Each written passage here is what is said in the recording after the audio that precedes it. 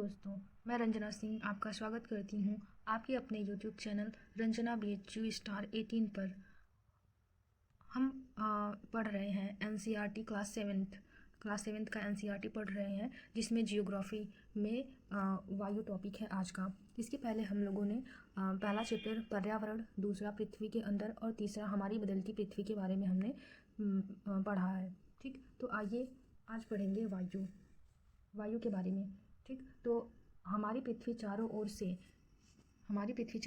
वायु की घनी चादर से घिरी हुई है, जिसे वायुमंडल कहते हैं। पृथ्वी पर सभी जीव जीवित रहने के लिए वायुमंडल पर निर्भर है। यह हमें सांस लेने के लिए वायु प्रदान करता है एवं सूर्य की किरणों के हानिकारक प्रभाव से हमारी रक्षा करता है। यदि सुरक्षा की यह चादर न हो तो हम दिन के समय सूर्य के गर्मियों से तप्त होकर जल सकते हैं एवं रात के समय ठंड से जम सकते हैं। अतः यह वह वायु राशि है जिसने पृथ्वी के तापमान को रहने योग्य बनाया है। क्या आप जानते हैं, कार्बन डाइऑक्साइड वायुमंडल में फैलकर पृथ्वी से विकिरित ऊष्मा को पृथ्वी पर रोककर ग्रीन हाउस प्रभाव पैदा करती है। इसलिए इसे ग्रीन हाउस गैस भी कहते हैं और इसके अभाव में धरती इतनी ठंडी हो जाती कि इस पर रहना असंभव होता है। किंतु जब कारखानों एवं कार के धुएं से वायुमंडल में इसका स्तर बढ़ता है, तब इस ऊष्मा के द्वारा पृथ्वी का तापमान बढ़ता है। इसे भूमंडलीय तापन या ग्लोबल वार्मिंग कहते हैं। तो ग्लोबल वार्मिंग किसे कहते हैं, समझ में आ गया ना कि जैसे जो प्रदूषण हो रहा है उससे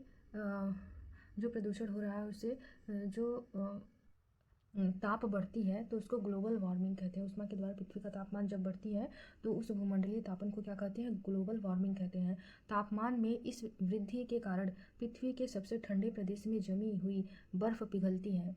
तापमान जो ये प्रदूषण से तापमान उत्पन्न होते हैं, जब यह अत्यधिक मात्रा में बढ़ जाती है तो पृथ्वी पर सबसे ठंडे प्रदेशों में जो बर्फ़ जमी हुई होती है वह पिघलने लगती है, जिसके परिणाम स्वरूप समुद्र के जल स्तर में वृद्धि होती है, जिससे तटीय क्षेत्रों में बाढ़ आ जाती है।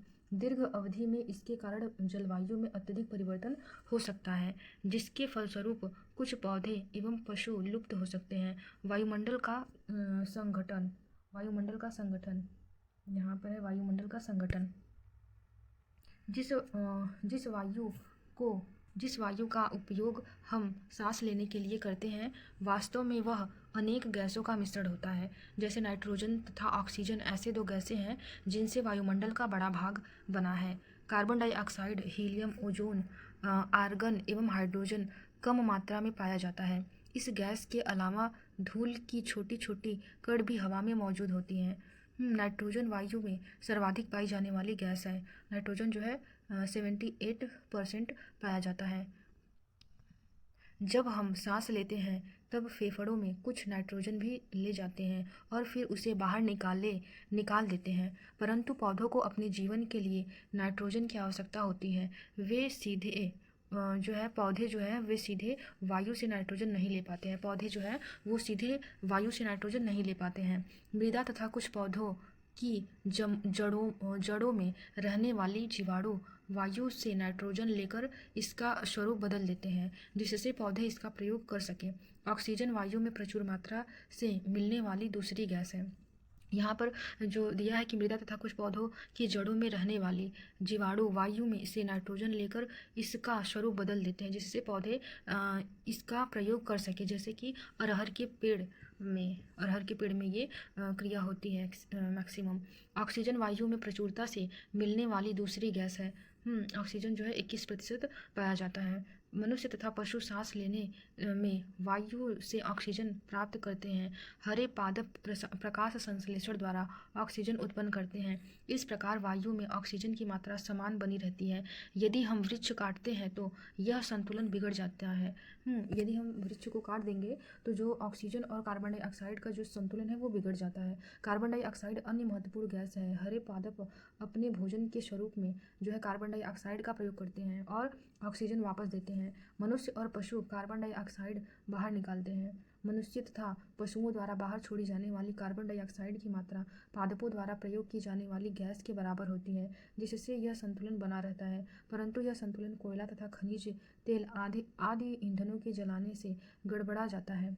वे वायुमंडल में प्रतिवर्ष करोड़ों टन कार्बन डाइऑक्साइड की बढ़ोतरी करते हैं। कौन? कोयला। जो खनिज तेल और कोयला जो ईंधन जलाने पर जलाते हैं तो उसमें जो है करोड़ों टन जो है कार्बन डाइऑक्साइड की बढ़ोतरी करते हैं।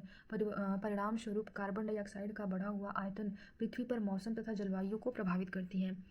जैसे कि जब यह बढ़ जाएगा तो जैसे कि बेसमय में वर्षा होगा और गर्मी बेसमय में गर्मी पड़ेगी और बेसमय में ठंडी पड़ेगी, उसका कोई निश्चित समय नहीं रहेगा। इससे जो है मौसम और जलवायु दोनों इफेक्टेड होते हैं। क्या आप जानते हैं जब वायु गर्म होती है तो फैलती है और हल्की होकर ऊपर उठती है। ठीक, जब वायु गर्म होती है तो वो फैलती है और हल्की होती है तो ऊपर उठती है।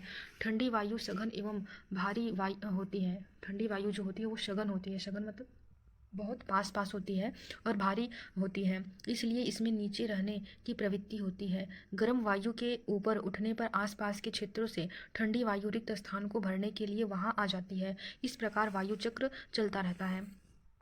वायुमंडल की संरचना। हमारी वायुमंडल 5 परतों में विभाजित है, जो पृथ्वी की सतह से आरंभ होती है। ये है क्षोभ मंडल, समताप मंडल। समताप मंडल में ही आयन मंडल होता है। मध्य मंडल, बाह्य वायुमंडल या बहिर्मंडल। आइए देखते हैं क्षोभ मंडल। यहाँ पर कुछ जो है शब्द कट गए थे तो उसको मैंने अपने हाथों से लिखा है थोड़ा हिंट के लिए। ठीक है, तो यहाँ पर लिखा है क्षोभ मंडल। क्षोभ मंडल को जानते हैं कि क्षोभ मंडल क्या होता है और हमारे जो पर्यावरण में क्षोभ मंडल का क्या स्थान है। तो क्षोभ मंडल जो होता है सबसे निचली परत होता है। यह परत वायुमंडल की सबसे महत्वपूर्ण परत है। इसकी औसत ऊंचाई 13 किलोमीटर है। हम इसी मंडल में मौजूद वायु में सांस लेते हैं। मौसम की लगभग सभी घटनाएं जैसे वर्षा, कोहरा एवं ओलावर्षण इसी परत के अंदर होती है। समताप मंडल। समताप मंडल दूसरा है। क्षोभ मंडल के ऊपर जो है समताप मंडल का स्थान है। क्षोभ मंडल के ऊपर का भाग समताप मंडल कहलाता है। यह लगभग 50 किलोमीटर की ऊंचाई तक फैला है। यह परत बादलों एवं मौसम संबंधी घटनाओं से लगभग मुक्त होता है। मतलब कि इसमें बादल वगैरह नहीं पाए जाते हैं, इसलिए इसमें जो है एरोप्लेन इसी मंडल में ही एरोप्लेन चलता है। इसके फलस्वरूप यहाँ की परिस्थितियाँ हवाई जहाज़ उड़ाने के लिए आदर्श होती हैं। हवाई जहाज़ उड़ाने के लिए यहाँ की परिस्थितियाँ जो है आदर्श होती हैं। समताप मंडल की एक महत्वपूर्ण विशेषता यह है कि इसमें ओजोन गैस की परत होती है। यह परत सूर्य से आने वाली हानिकारक गैसों से हमारी रक्षा करती है। मध्यमंडल। यहाँ पर देख लीजिए मध्यमंडल। यह वायुमंडल की तीसरी परत है। यह वायुमंडल की तीसरी परत है। यह समताप मंडल के ठीक ऊपर होती है। यह समताप मंडल के ठीक ऊपर होती है। यह लगभग 80 किलोमीटर की ऊंचाई तक फैली हुई होती है।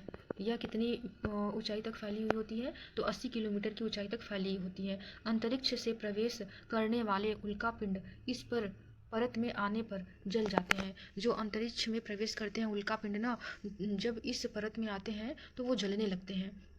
पहला था 50 किलोमीटर, मतलब कि इसके पहले था समताप मंडल। समताप मंडल जो है 50 किलोमीटर था और मध्य मंडल 80 किलोमीटर है। वायुमंडल देख लेते हैं। तो बाह्य वायुमंडल में बढ़ती ऊंचाई के साथ तापमान अत्यधिक तीव्रता से बढ़ता है।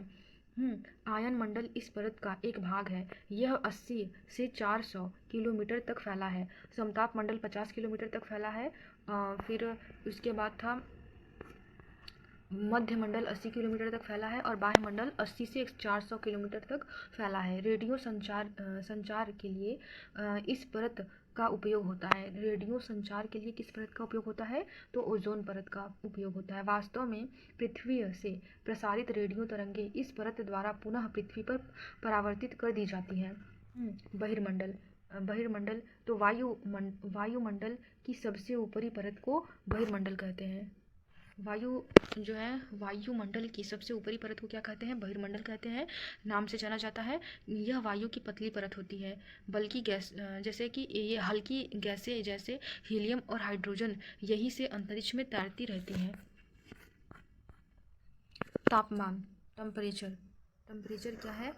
तो फिर तापमान किसे कहते हैं? टेम्परेचर। आप यदि प्रतिदिन जिस तापमान का अनुभव करते हैं वह वायुमंडल का तापमान होता है।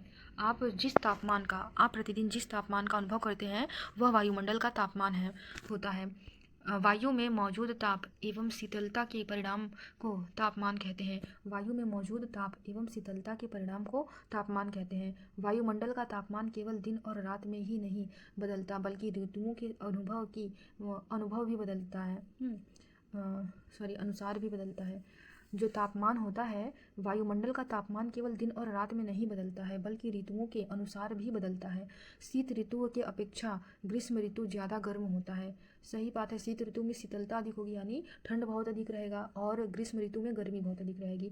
आतपन एक महत्वपूर्ण कारक है जो तापमान के वितरण को प्रभावित करता है। आतपन जो है ये एक महत्वपूर्ण कारक है जो तापमान के वितरण को प्रभावित करता है। सूर्य से आने वाली वह ऊर्जा जिसे पृथ्वी रोक लेती है आतपन कहलाती है। आतपन या सूर्यातप की मात्रा भूमध्य रेखा से ध्रुवों की ओर घटती है, इसलिए तापमान उसी प्रकार घट जाता है। क्या आइए देखते हैं। तो यहाँ लिखा है, क्या आप जानते हैं कि तापमान को मापने की मानक इकाई डिग्री सेल्सियस है।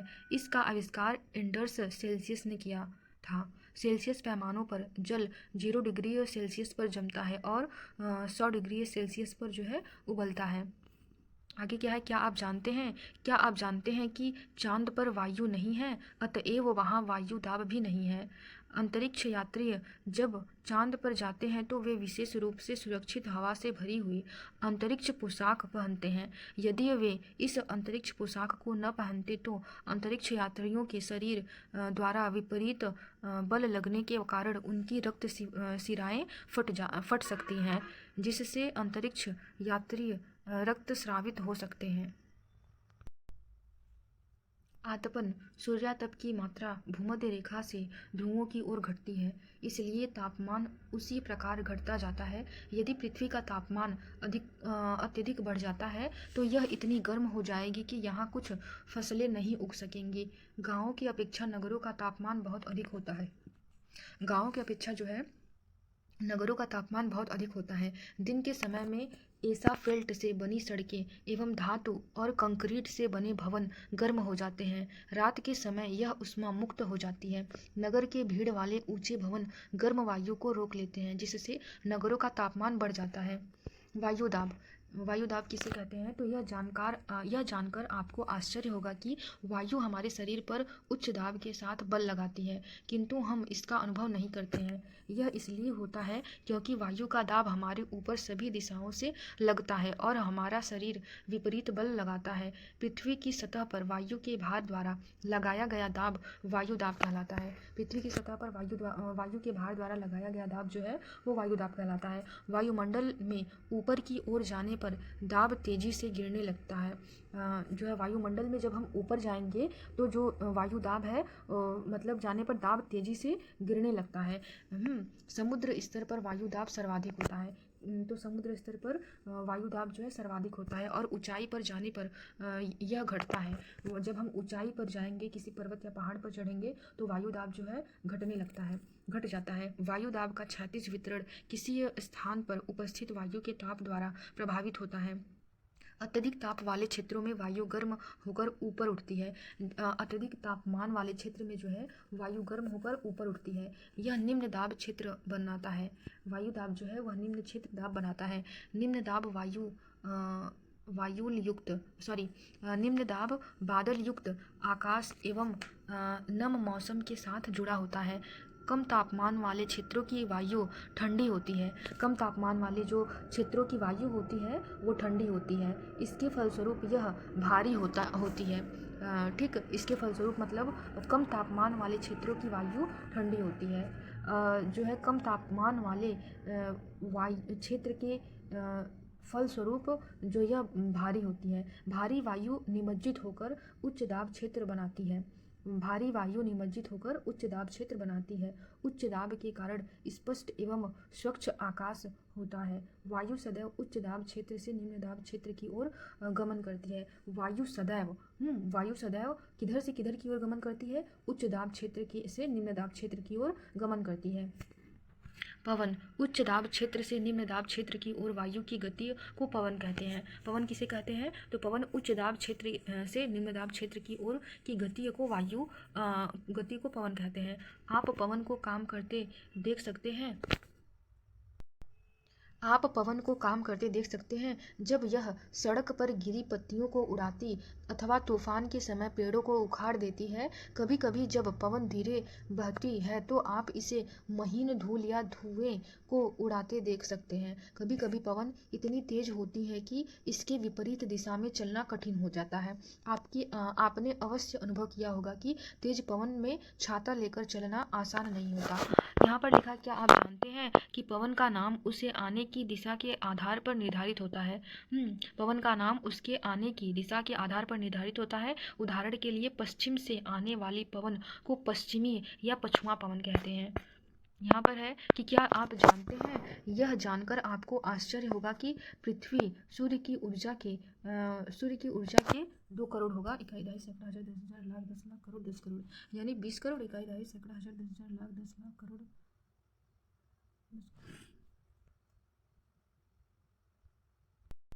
यहाँ पर लिखा है 20 करोड़ भाग का केवल एक भाग 2 अरबवां ही प्राप्त करती है।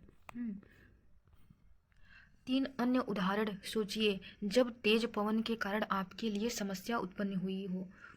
आप जो है 3 ऐसे उदाहरण सोचिए कि जो है वायु के द्वारा आपको समस्या उत्पन्न हुई हो। पवन को मुख्यतः 3 प्रकार में विभाजित किया जा सकता है: स्थायी पवनें, मौसमी पवनें और स्थानीय पवनें। स्थायी, मौसमी और स्थानीय पवनें, ये 3 भागों में विभक्त किया गया है। स्थायी पवनें किससे कहते हैं? तो व्यापारिक पश्चिमी एवं पूर्वी पवनें स्थायी पवनें हैं। व्यापारिक पश्चिमी एवं पूर्वी पवनें स्थायी पवनें हैं। ये वर्ष भर लगातार निश्चित दिशा में चलती रहती हैं। ये वर्ष भर जो है लगातार निश्चित दिशा में चलती रहती हैं।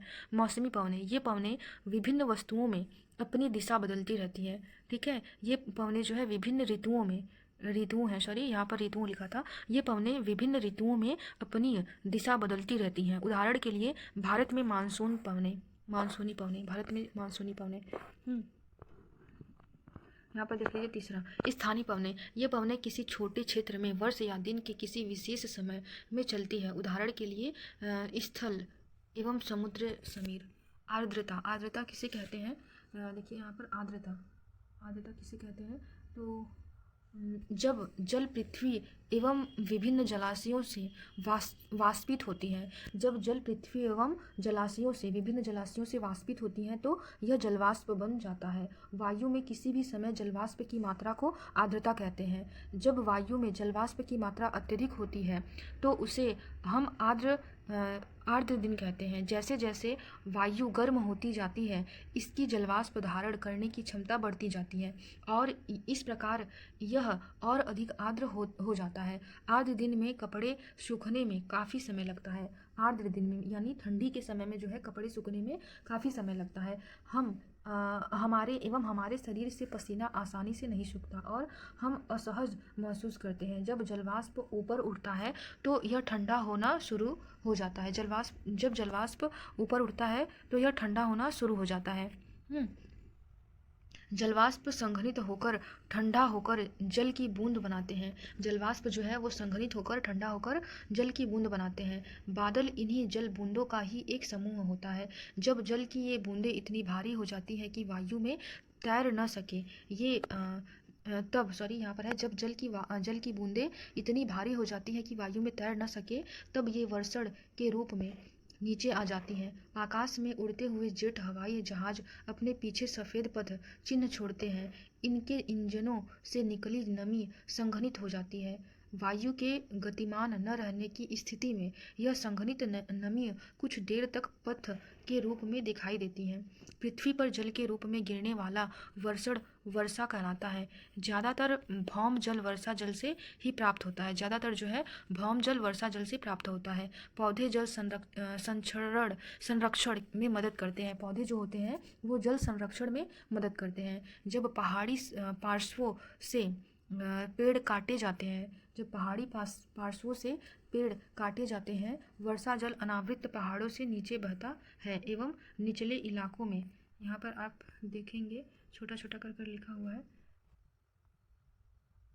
ये तो पढ़ लिए हैं। यहाँ पर क्या आप जानते हैं कि वर्षण के दूसरे रूप हिम, सहीम, वृष्टि तथा ओला है। वर्षण का दूसरा रूप क्या है? हिम है, सहीम है और ओला है। और यहाँ पर नीचे वही चीज़ है, ठीक।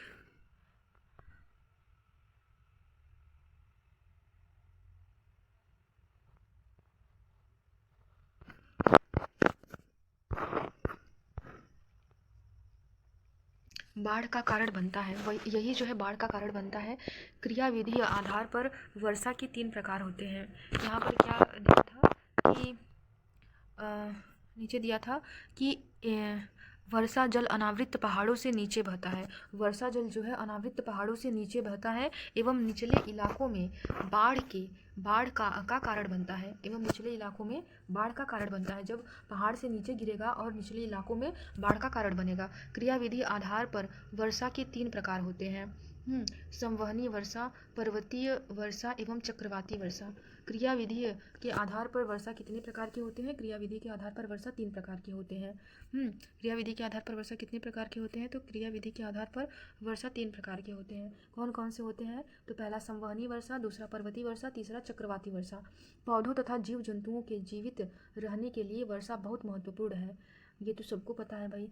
इससे धरातल को ताज़ा जल प्रदान होता है। यदि वर्षा कम हो तो जल की कमी तथा सूखा हो जाता है। इसके विपरीत अगर वर्षा अधिक हो तो बाढ़ आ जाता है। पहला है निम्नलिखित कथनों पर विचार कीजिए, क्वेश्चन है। तो पहला है वायुमंडल। वायुमंडल में सबसे अधिक नाइट्रोजन गैस पाई जाती है। सही बात, 78% पाई जाती है। दूसरा है जब हम सांस लेते हैं तब ऑक्सीजन के साथ फेफड़े में कुछ नाइट्रोजन ले जाते हैं। हमने इसके ऊपर पढ़ा था, ये भी सही है। पौधे अपने जीवन के लिए नाइट्रोजन की आवश्यकता को सीधे वायुमंडल से पूरा करते हैं। ये कथन गलत है, सीधे वायुमंडल से पूरा नहीं करते हैं। उपर्युक्त में से कौन सा कथन सत्य है? तो 1 और 2 सत्य और तीसरा गलत है। तो ऑप्शन नंबर ए सही हो जाएगा।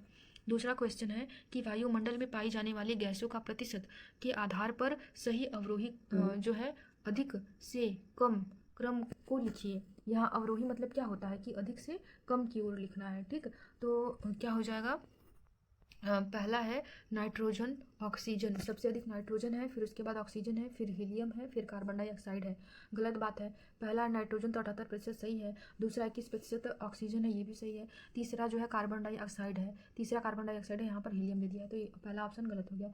पहला नाइट्रोजन है, दूसरा ऑप्शन नंबर बी में नाइट्रोजन है, दूसरे स्थान पर ऑक्सीजन आ गया। और नहीं, ऑक्सीजन, कार्बन डाइऑक्साइड, आर्गन, अच्छा ये सब एक ही में दे दिया है, तो ये तो बिल्कुल गलत हो जाएगा। सी है नाइट्रोजन, ऑक्सीजन, आर्गन, फिर कार्बन डाइऑक्साइड। सही बात, नाइट्रोजन हो जाएगा, ऑक्सीजन हो जाएगा, आर्गन हो जाएगा, फिर उसके बाद कार्बन डाइऑक्साइड हो जाएगा। चौथा देख लेते हैं, नाइट्रोजन, ऑक्सीजन, मीथेन आ गया यहाँ पर, जबकि जो है मीथेन से अधिक कार्बन डाइऑक्साइड है। तो यहाँ पर ऑप्शन नंबर सी सही हो जाएगा आपका। तीसरा क्वेश्चन है मौसम से संबंधित सभी घटनाएं जैसे वर्षा, कुहरा एवं ओला वर्षण जो है वायुमंडल की किस परत में घटित होती है? कोहरा हो गया, ओला हो गया, वर्षा हो गया, ये सब क्षोभ मंडल में घटित होगी। ऑप्शन नंबर ए सही हो जाएगा। इसमें दिया क्षोभ मंडल, संताप मंडल, मध्य मंडल और बहिर्मंडल, तो ऑप्शन नंबर ए सही हो जाएगा, क्षोभ मंडल। चौथा क्वेश्चन देख लेते हैं। समताप मंडल से संबंधित निम्नलिखित कथनों से कौन से सत्य हैं? समताप मंडल में से कौन सा सत्य है देख लीजिए। तो पहला हो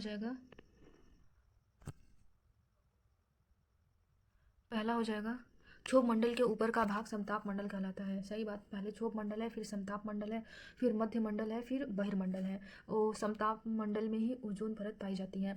दूसरा ऑप्शन हो जाएगा यह परत बादलों तो पहला सही हो जाएगा।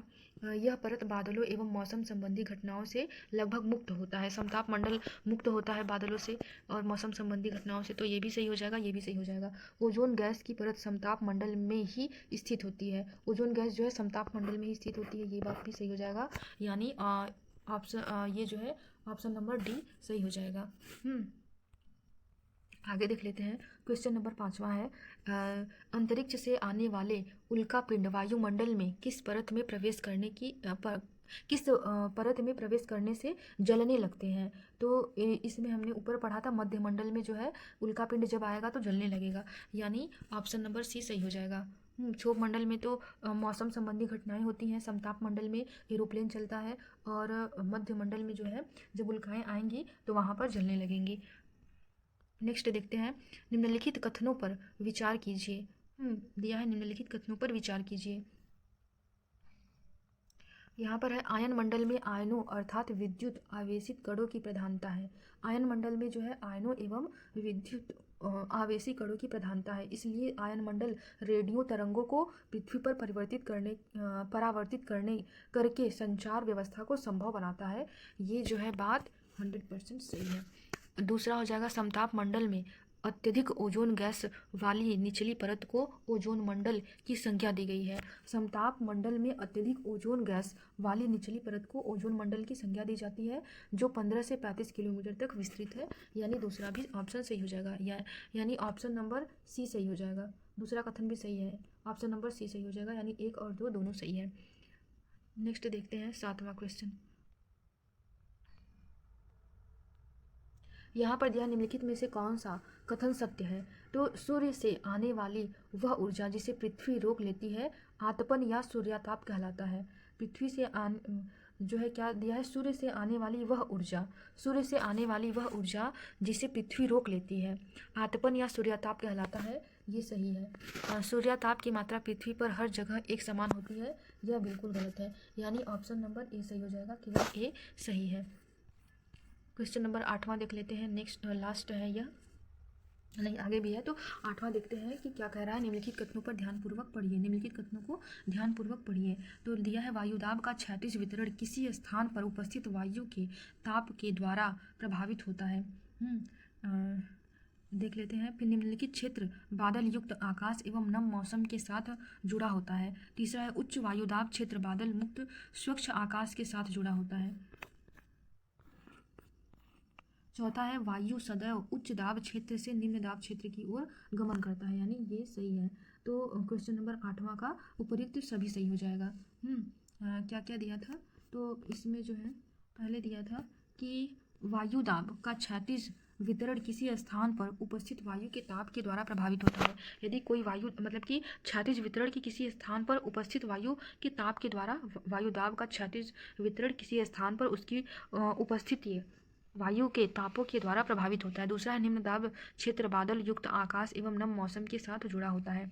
तीसरा है उच्च वायुदाब क्षेत्र बादल मुक्त स्वच्छ आकाश के साथ जुड़ा होता है, यानी ये चारों जो है सही है। वायुदाब सदैव उच्च से निम्न की ओर आता है, वायुदाब सदैव जो है वायु जो है सदैव उच्च दाब से निम्न दाब की ओर मतलब निम्न दाब क्षेत्र की ओर गमन करता है, हमने पढ़ा था इसके पहले, ठीक। तो ये जो है ऑप्शन नंबर डी सही हो जाएगा। क्वेश्चन नंबर 9 है, निम्नलिखित में से कौन सा युग्म सुमेलित है। वर्ष भर लगातार निश्चित दिशा में चलने वाली पवन कौन सा हो जाएगा, तो बी वर्ष स्थानीय पवन कहते हैं। जो है वर्ष भर लगातार निश्चित दिशा में चलने वाली पवन स्थानीय पवन है, ये गलत है। विभिन्न विभिन्न ऋतुओं में अपनी दिशा बदलने वाली पवन जो होती है मौसमी पवन कहती है। सही बात, मौसमी पवनें वे होती हैं जो मतलब विभिन्न ऋतुओं में अपनी दिशा बदलती रहती हैं। तो किसी छोटे क्षेत्र में वर्ष या दिन के किसी विशेष समय में चलने वाली पवन जो है स्थायी पवन कहते हैं। नहीं, स्थायी पवन वो होती हैं जो वर्ष भर जो है लगातार निश्चित दिशा में चलती हैं, और स्थानीय पवनें वे होती हैं जो छोटे क्षेत्र में वर्ष या दिन के किसी विशेष समय में चलती हैं। यानी यहाँ पर जो होता है, ये जो पहला दिया है ये स्थायी पवनें हैं, और ये जो तीसरा दिया है वो स्थानीय पवनें हैं, और ऑप्शन नंबर बी जो है केवल सही होगा, यानी ऑप्शन नंबर बी सही होगा, यानी जो है दूसरा सही हो जाएगा। तो नेक्स्ट देख लेते हैं। निम्नलिखित में से कौन सी स्थायी पवनें हैं, निम्नलिखित में से कौन सी स्थायी पवनें हैं, यहाँ पर दिया है पूर्वी पवने, मानसूनी पवने। दूसरा है लू और मानसूनी पवने। तीसरा है समुद्री समीर और पश्चिमी पवने। चौथा है व्यापारिक पवने और पश्चिमी पवने। तो स्थायी पवने वे होती हैं जो व्यापारिक पवने और पश्चिमी पवने होती हैं, वे जो है स्थायी पवने होती हैं। यानी ऑप्शन नंबर ये चौथा सही हो जाएगा। नेक्स्ट देखते हैं 11वां। पवनों के बारे में दिए गए निम्न दो कथनों ए और बी पर ध्यान दें। तो ए दिया है कि पवनें उच्च दाब से निम्न दाब की ओर चलती हैं, ये सही है। ठीक। पवनों की दिशा निर्धारण में पृथ्वी का अपने अक्ष पर घूमना भी एक कारक के रूप में प्रभावित करता है। तो ऑप्शन नंबर बी भी सही दिया है, यानी इसमें जो है दोनों ए और बी सही है, किंतु जो है बी ए की सही व्याख्या नहीं करता है। यहाँ पर हमारा लास्ट था। तो नेक्स्ट वीडियो में हम जल के बारे में चर्चा करेंगे। यदि आप लोगों को मेरा ये जो वीडियो है अच्छा लगता है और समझ में आता है तो लाइक, सब्सक्राइब और शेयर ज़रूर कीजिएगा। थैंक यू दोस्तों।